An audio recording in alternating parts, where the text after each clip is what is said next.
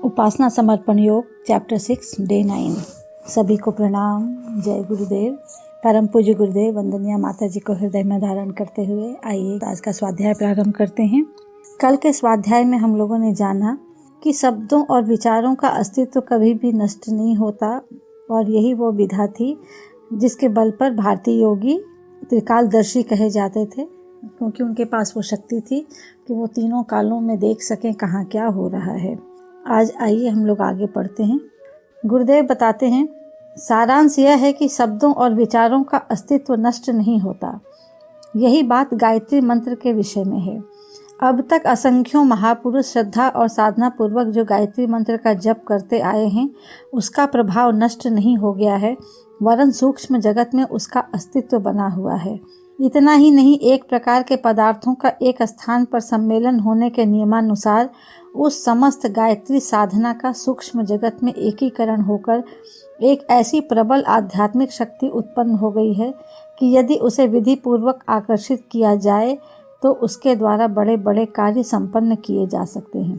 अब गुरुदेव हमें यहाँ बहुत ही महत्वपूर्ण बात समझा रहे हैं कि गुरुदेव ये कहते हैं कि गायत्री मंत्र के विषय में भी यही बात है। कहते हैं कि शब्द और विचारों का अस्तित्व नष्ट नहीं होता। तो अब तक इतने जो गायत्री जप किए गए हैं, साधनाएं की गई हैं, इसी सिद्धांत के आधार को अगर देखा जाए तो गायत्री मंत्र के बारे में भी यही बात लागू होती है।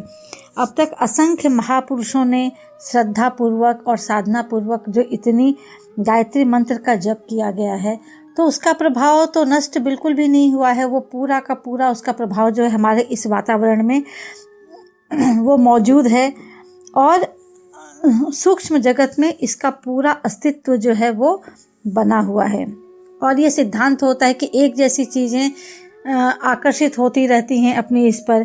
तो ये कह रहे हैं कि एक प्रकार के पदार्थों का एक स्थान पर सम्मेलन होने के नियमानुसार, ये सिद्धांत है कि ऊर्जाएं सारी इकट्ठी होती है। खदानें जो होती हैं वो इसी सिद्धांत पर बनती हैं। एक जैसे अणुपरमाणु जो होते हैं वो अपने जैसे अणुपरमाणु को खींचते रहते हैं और जब वही आते जाते हैं, इकट्ठे होते जाते हैं, तो वो एक जगह इकट्ठे होकर के धीरे धीरे कालांतर में वो खान में परिवर्तित हो जाते हैं।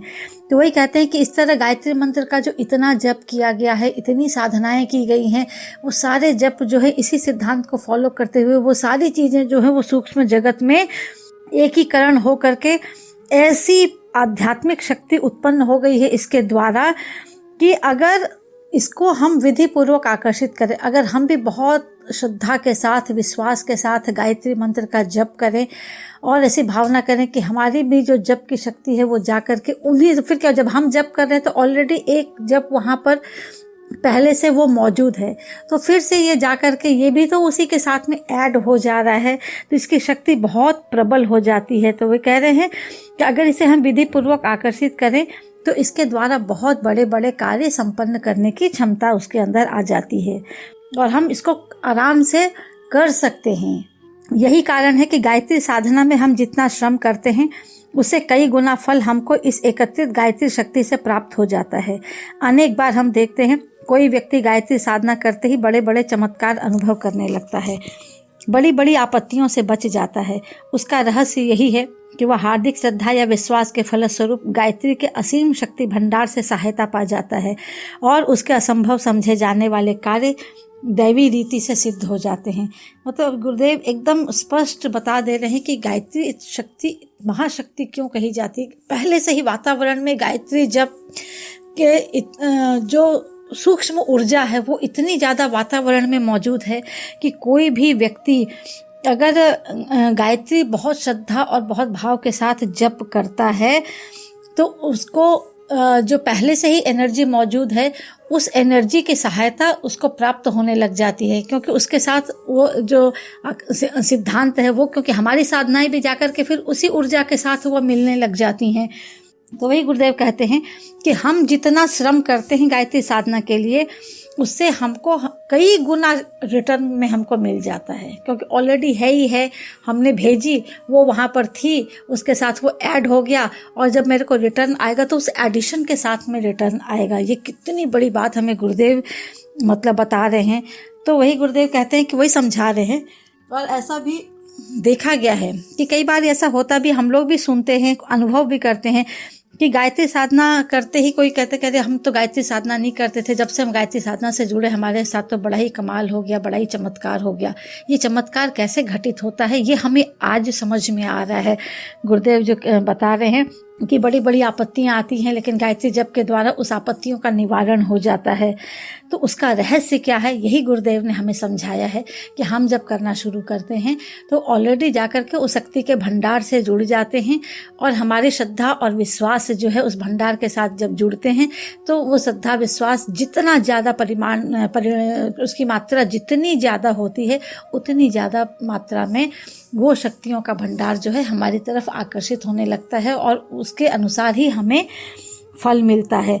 और कहते हैं कि असंभव समझे जाने वाले कार्य भी दैवी रीति से सिद्ध हो जाते हैं। हम जो सोचते पता नहीं कैसे होगा, किस तरह से होगा, में बहुत असंभव सा जान पड़ता है, मुश्किल सा जान पड़ता है, लेकिन गायत्री साधना ऐसे चमत्कार सिद्ध करती है कि बस इस कार्य को वो बिल्कुल ऐसे संपन्न हो जाता है जिसकी हमने कभी कल्पना भी नहीं की होती। हम कहते हैं हम बार हम लोग कहते हैं अरे बड़ी कोई दैवी कृपा थी, गुरुदेव की कृपा थी। तो ये बिल्कुल कृपा किस तरह से आती है ये गुरुदेव ने हम लोगों को बहुत सुंदर तरीके से समझाया हुआ है। सद्गुरुदेव ने एक पुस्तक भी लिखी है, शक्ति के भंडार से स्वयं को जोड़ें। यही सिद्धांत है कि ये भंडार तो बिल्कुल खुला पड़ा है, अब हमारे ऊपर निर्भर करता है कि अब हमको कैसे अपने आप को इस भंडार के साथ जोड़ना है। और अब हम लोगों को बता सकते हैं कि गायत्री मंत्र की शक्ति किस तरह से काम करती है और किस तरह से हमें तुरंत उसके सत्परिणाम मिलने लग जाते हैं। अब आगे गुरुदेव बताते हैं, पर गायत्री का मुख्य प्रभाव केवल कुछ सांसारिक लाभ प्राप्त कर लेना अथवा विपत्तियों से रक्षा पा जाना नहीं है। उसका सबसे बड़ा प्रभाव तो यह है कि वह मनुष्य के मन को, अंतःकरण को, मस्तिष्क को, विचारधारा को सन्मार्ग की तरफ प्रेरित करती है और एक सच्चे मनुष्यत्व का विकास करती है। सत तत्व की वृद्धि करना ही इसका प्रधान कार्य है। साधक जब इस महामंत्र के अर्थ पर विचार करता है तो वह समझ जाता है कि संसार की सबसे बड़ी समृद्धि, जीवन की बड़ी सफलता यही है कि हमारी बुद्धि शुद्ध हो जाए और हम सत्य मार्ग पर चलने लगें। इस विचार के प्रभाव से उसकी मानसिक और शारीरिक क्रियाएं सतोगुणी होने लग जाती हैं और वह आध्यात्मिक क्षेत्र में अग्रसर होता हुआ अपना और दूसरों का कल्याण करने में समर्थ होता है। अब गुरुदेव हमें यहाँ समझा भी रहे हैं कि गायत्री मंत्र जब हम जपें और हमें अगर उसका तुरंत तात्कालिक लाभ मिलने लग जाए, हमारी विपत्तियाँ दूर होने लग जाएं, हमारे को सांसारिक लाभ हमें मिल जाएं, तो हम केवल ये ना समझ लें कि गायत्री मंत्र का मुख्य प्रभाव जो है वो यही है, गायत्री यही सब देती है। हम इस धोखे में ना आए, हम इस भुलावे में ना आए कि हमारे ऊपर कोई आपत्ति आई, हमने गायत्री मंत्र का जप कर लिया तो उस विपत्ति से हमारी रक्षा हो गई, हमें कुछ सांसारिक लाभ प्राप्त हो गए और हम बड़े खुश हो गए, अरे हमने गायत्री जप किया, हमें ऐसे सांसारिक लाभ प्राप्त हो गए।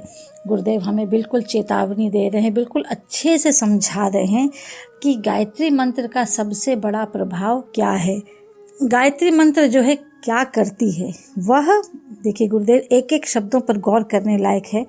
मनुष्य के मन को, अंतःकरण को, मस्तिष्क को और विचारधारा को, ये चार कहते हैं ना, कर्मणा मनसा वाचा, हम लोग जब आचमन भी करते हैं तो इन सब चीज़ों की डेली शुद्धि के लिए हम लोग प्रार्थना करते हैं कि हमारे ये सब हो, कि हमारा मन अच्छा हो, हमारा अंतःकरण परिष्कृत हो, हमारा मस्तिष्क में हमारे अच्छे विचार आए, हम शिखा वंदन करते हैं, हमारी विचारधारा अच्छी हो। ये क्या करती है गायत्री, यह सन्मार्ग की तरफ प्रेरित करती है। जब हम अच्छे रास्ते की तरफ चलेंगे तब हमारे अंदर क्या होगा, एक सच्चे मनुष्यत्व का विकास करती है कि यानी मनुष्य का जन्म जो हमने पाया तो हमारा सबसे बड़ा जो उद्देश्य होना चाहिए वो ये कि हम सबसे पहले हमारे अंदर में जो है वो मनुष्य तत्व बिल्कुल जागृत हो, हमें जीवन किस लिए मिला है ये भाव हमारे अंदर जागृत हो। तो ये क्या करती है गायत्री मंत्र, इसी मनुष्यत्व का विकास करती है हमारे अंदर। उसके बाद क्या करती है गायत्री का सबसे प्रमुख कार्य क्या है, गुरुदेव बता रहे हैं, सत तत्व की वृद्धि करना ही इसका प्रधान कार्य है। यानी हमारे अंदर सात्विक वृत्ति हमारे अंदर बढ़े, उसका जागरण हो, यह प्रमुख कार्य जो है वो गायत्री मंत्र का है। जब भी कोई व्यक्ति गायत्री मंत्र की शरण में आता है तो उसके अंदर सात्विक तत्वों की वृद्धि होने लग ही जाती है।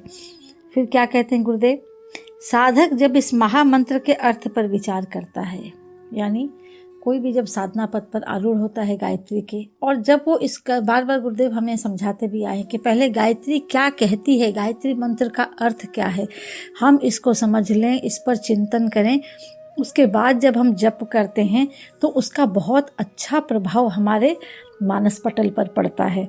तो गुरुदेव बताते हैं कि कोई भी व्यक्ति, कोई भी, उसको सबको गुरुदेव ने साधक कहा है कि जब वो इस महामंत्र के अर्थ पर विचार करता है तो उस व्यक्ति को ये समझ में आ जाता है संसार की सबसे बड़ी समृद्धि, और अगर संसार में सफलता जिसे अगर कह सकें तो वो यही है कि हमारे पास बहुत वैभव हो, वो समृद्धि नहीं है। बहुत ज्ञान है, बहुत मान सम्मान है, वो समृद्धि नहीं है। गुरुदेव कहते हैं कि असली सफलता और समृद्धि क्या है कि हमारी बुद्धि शुद्ध हो जाए और हम सही मार्ग पर चलने लगे। अगर हमारे पास अच्छी बुद्धि है, हमारे भाव अच्छे हैं, और जब हमारे विचार अच्छे होते हैं तो हमारी मानसिक और शारीरिक क्रियाएं ये सतोगुण की तरफ चलने लग जाती हैं, सतोगुण की तरफ उन्मुख होने लग जाती हैं, और व्यक्ति आध्यात्मिक क्षेत्र में अग्रसर होना लगता है। और जब व्यक्ति अध्यात्म जब जीवन में उतरता है तो क्या होता है, व्यक्ति अपना तो कल्याण करता ही करता है, उसमें परमार्थ परायणता भी बहुत ज़्यादा आ जाती है। और इस गायत्री के ज्ञान के फलस्वरूप, क्योंकि सत्वगुणी तत्वों की वृद्धि हो रही है, तो उसके ज्ञान के फलस्वरूप वह दूसरों के भी कल्याण के लिए अग्रसर हो जाता है। वो सिर्फ तब उसके अंदर सिर्फ स्वार्थ का भाव नहीं रह जाता कि नहीं मुझे सिर्फ अपना अपना अपना अच्छा करना है, उसके साथ परमार्थ का भाव जागृत हो जाता है। और गायत्री की ये सबसे बड़ी देन है मनुष्य को।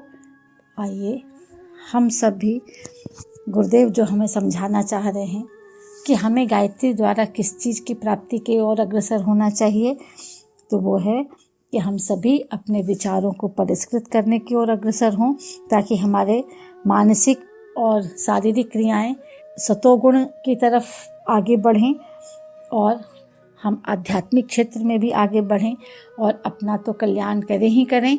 हमें तो गुरुदेव मिल गए हैं, हमारा तो कभी न कभी कल्याण निश्चित ही हो जाएगा।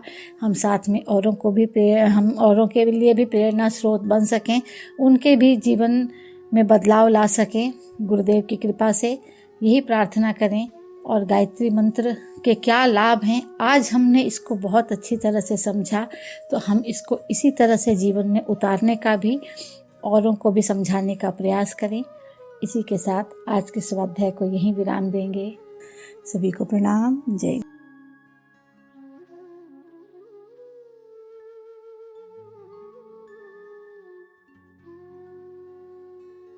हमारे YouTube चैनल को सब्सक्राइब करें और बेल आइकन को दबाकर ऑल पर क्लिक करें ताकि नोटिफिकेशंस आपको मिलती रहें।